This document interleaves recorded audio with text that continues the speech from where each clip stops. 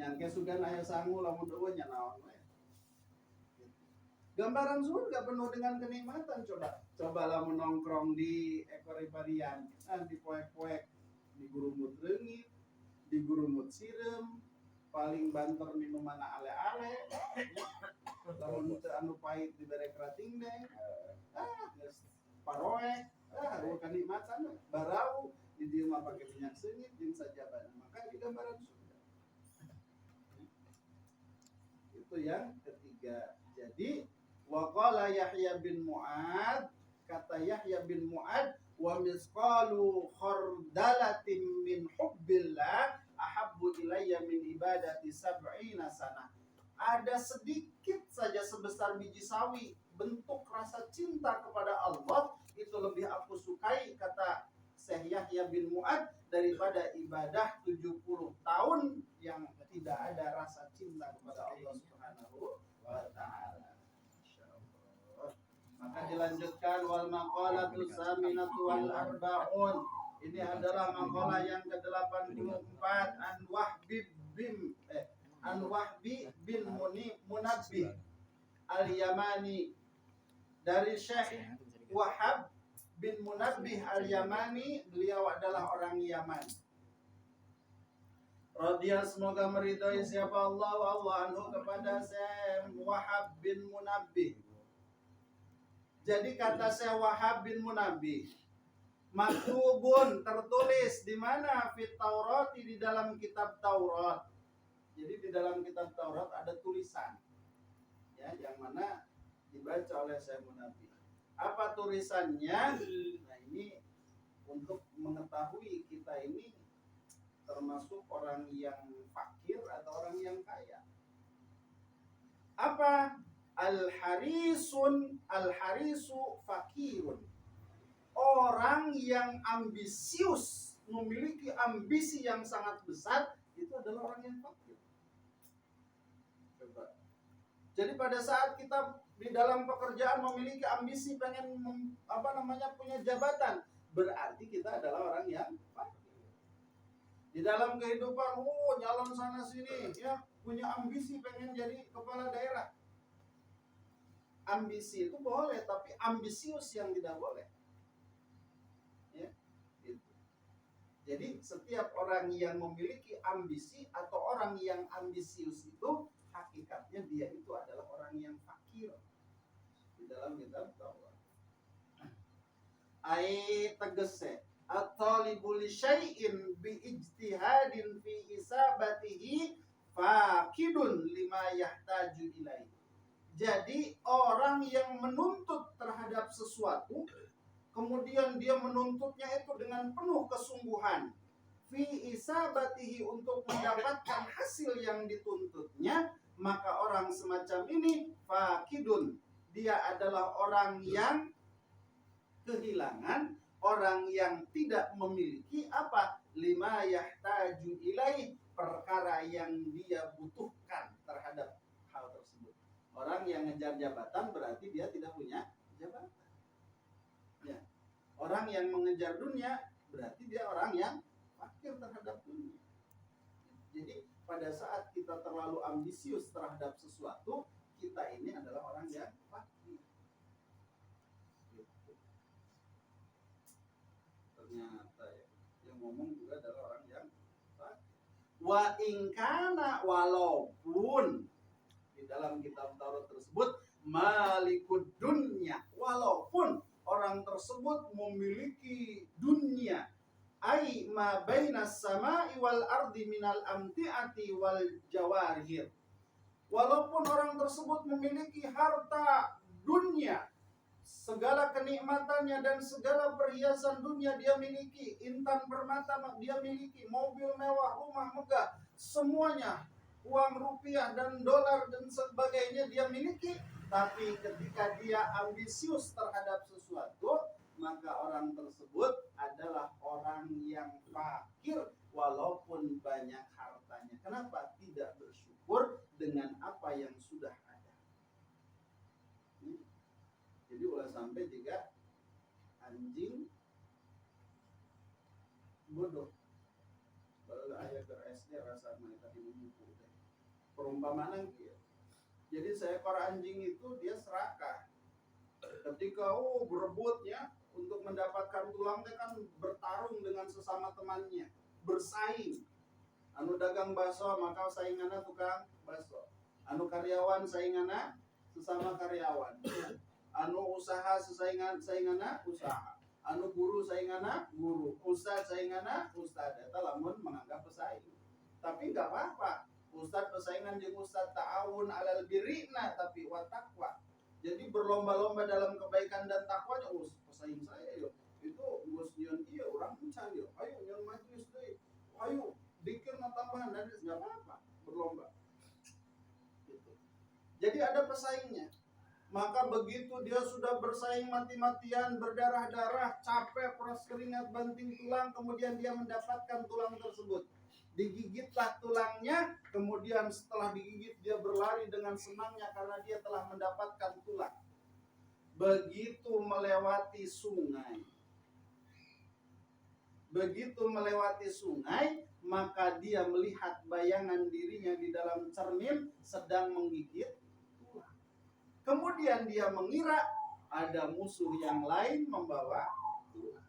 Akhirnya apa yang terjadi? Maka dia bersiap untuk merebut tulang yang ada di dalam air tersebut. Yang dikira itu adalah anjing musuhnya. Akhirnya dia mulai mengeram, mulai loncat ngambil tulang, dan akhirnya tulang yang ada di dalam gigitannya lepas, hanyut, terbawa aliran sungai, dan apa yang didapatkan dia tidak mendapatkan sepotong makanan. Maka kadang manusia kenang-kenangnya tenang, hasil persaingan sana sini dan lain sebagainya, begitu tenang, lirik, kayaknya enak di sana. Ya. Akhirnya apa? Akhirnya yang ini ditinggalkan, ngelamar lagi ke sono, di sono juga nggak dapat. Kadang, kayaknya rame tuh dagang sebelah sono. Karena banyak kejadian-kejadian begitu. Enak-enak dagang gitu, rame terus. Mulai ada hawa nafsu dorongan. Kalau buka cabang ini di mana-mana, ini bakso saya enak. Dagangan saya ini enak. Buka cabang, mulai cabang 1 mati, cabang 2 mati, cabang 3 mati. Akhirnya pokoknya pun mati. Kenapa? Karena kurang bersyukur. Itu yang pertama. Jadi al-harisu fakirun wa in kana malikad dunya. Jadi orang yang ambisius itu memiliki ambisi terhadap sesuatu, hakikatnya dia adalah orang yang fakir. Fakir itu lebih daripada miskin. Ya, kalau miskin mah masih bisa memenuhi kebutuhannya dalam sehari. Kalau fakir sudah pokoknya leripo lah itu. Ya. Aya ngarokok ge buat neangan puntung. Jadi fakir. Wa in kana malikat dunya, walaupun dia memiliki dunia. Fakir kenapa? Karena dia memiliki ambisi terhadap sesuatu yang tidak ada dalam dirinya. Jadi bagaimana bersyukur dengan sesuatu yang ada, ketika ditambah maka itu adalah hasil daripada syukur kita kepada Allah. Kemudian ditambah lagi syukur lagi, ditambah lagi syukur lagi. Tidak ditambah-tambah maka sabar. Itu yang pertama. Yang kedua, wal muti'u lillahi ta'ala, dan orang-orang yang taat kepada Allah Subhanahu wa ta'ala. Maka orang tersebut muta'u linnas wa in kana mamlukan. Maka orang ketika dia taat kepada Allah, menghambakan dirinya kepada Allah, maka dia akan ditaati oleh sesama manusia walaupun dia adalah seorang budak, walaupun dia adalah seorang yang hina, walaupun dia adalah seorang hamba. Coba kalau kita lihat Nabi Yusuf kisahnya, ya Masya Allah, karena qaimun bil nahar, qaimun bil layal wa shaimun bin nahar. Malamnya bangun, siangnya puasa, taat kepada Allah, walaupun dia dalam kondisi terpenjara, dia menjadi tawanan, tapi dia dihormati, ditaati oleh raja sekali. Kalau kita lihat para kekasih-kekasih Allah, para ulama-ulama soleh, ya, para ulama-ulama ul amilin. Kalau kita lihat yang taat kepada Allah, maka ditaati oleh manusia, diikuti oleh manusia. Ya. Ya, kalau kita lihat misalkan Maulana Habib Lutfi, masya Allah, ya, karena orang yang taat kepada Allah, maka jangankan masyarakat biasa, jangankan orang awam, orang alim pun taat kepada beliau. Jangankan rakyat jelata, pemerintah pun manut kepada beliau karena beliau menjadi seorang one team press. Jadi orang-orang yang memang taat kepada Allah, ya, masya Allah. Gus Baha, orang yang taat kepada Allah, setelannya biasa saja, ya, tidak menunjukkan sesuatu yang luar biasa, tapi masya Allah, kalam-kalam yang diucapkan maka diikuti oleh manusia. Itulah pentingnya ketika kita taat kepada manusia, maka kita akan menjadi hina. Tapi ketika kita taat kepada Allah, maka kita akan menjadi orang yang mulia. Yang terakhir, karena harus masak dulu, 10:30.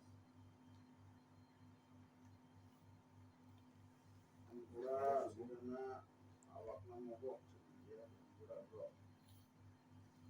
Yang ketiga, wal qani'u.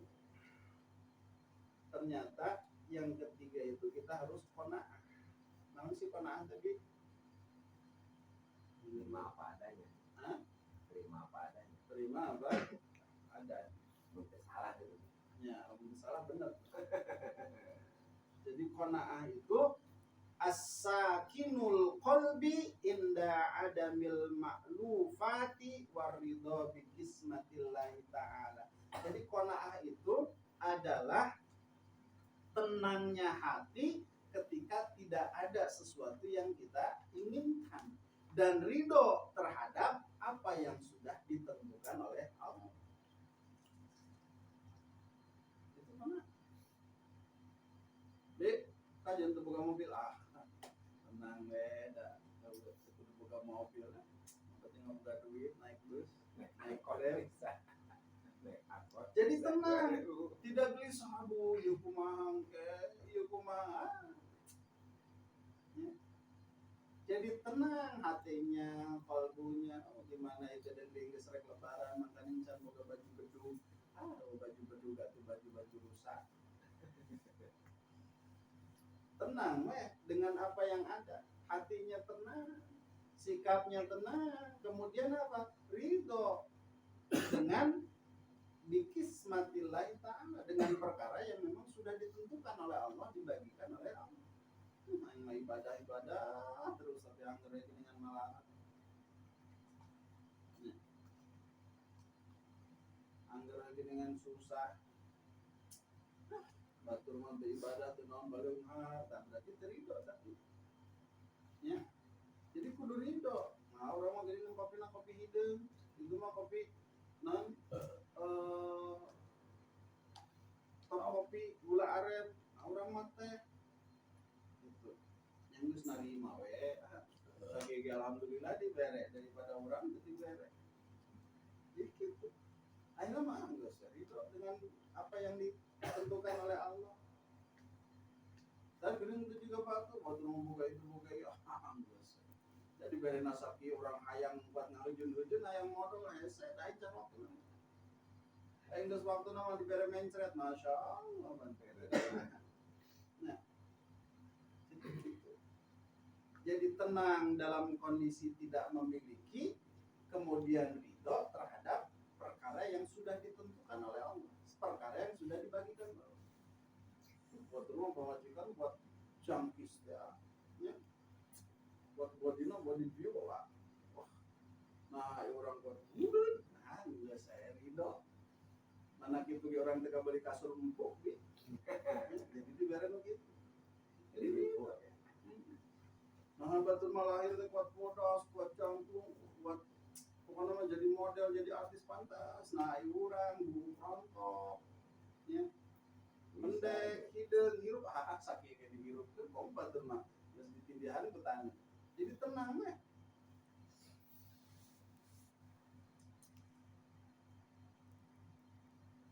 Jadi orang yang qanaah itu yang tenang dengan ketiadaan dan ridho dengan ketetapan Allah itu adalah orang yang ghaniyun, orang yang sangat kaya.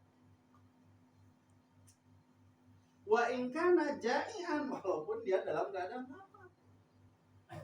Kenapa? Dengan laparnya dia tidak menghinakan dirinya untuk meminta-minta mengemis di jalanan. Dia terima. Seperti Rasulullah ketika kata Sayyidah Aisyah, ya Rasulullah tidak ada makanan. Idzan ana shaim. Kalau gitu ya udah puasa. Gampang nggak buat Rasul minta kepada sahabat, wahai sahabat saya tidak punya beras. Gampang. Tapi tidak begitu. Idzan ana shaim, ya udah kalau gitu saya puasa. Ya gitu. Jadi nggak mau bilang untuk beras terus puasa terus dia ulang ngomong. Jadi lamun ulangnya ulang ngomong minta ya. Kita rek masak sangu meji kaum alhamdulillah aya listrik aya kan tinggal biasa tah eueuh gitu. Kita minta ya begitu gitu. Jadi orang yang qanaah adalah orang yang kaya walaupun dia dalam keadaan susah, walaupun dia dalam keadaan lapar. Maka waharabat imra'atun asiratun min biladil kufir. Jadi ada seorang perempuan yang kabur. Dia ini adalah asiratun,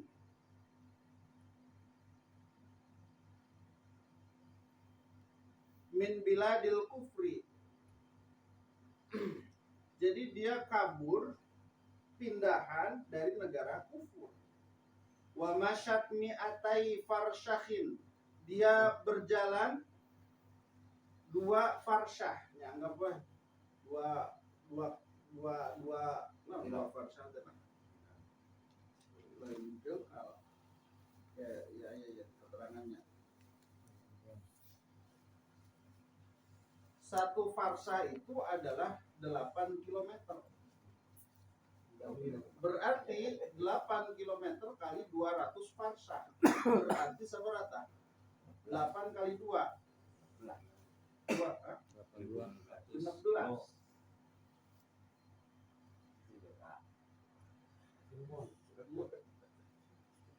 Jadi saparsah 8 kilo, dia berjalan 200 farsyah.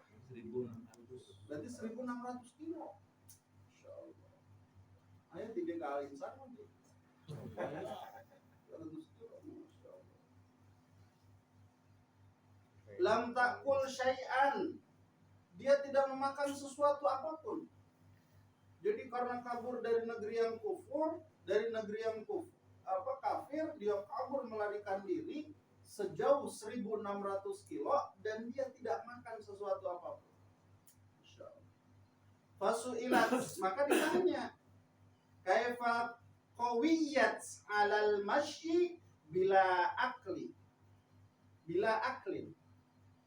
Nah, bisa kuat engkau berjalan 1.600 kilo ya, tapi dalam kondisi yang prima, dalam kondisi sehat, dalam kondisi bugar, tanpa makan, enggak masuk akal.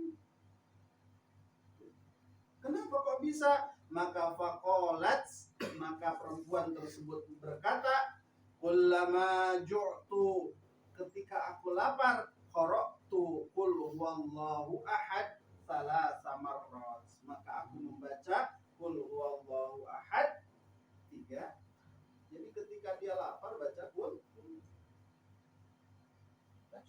Coba nggak praktek yang sudah nih. Warga aja. Masya Allah. Fa'ashba'u, maka setelah membaca qul tersebut maka aku kenyang. Maksudnya naon? Qanaah dia ke Allah.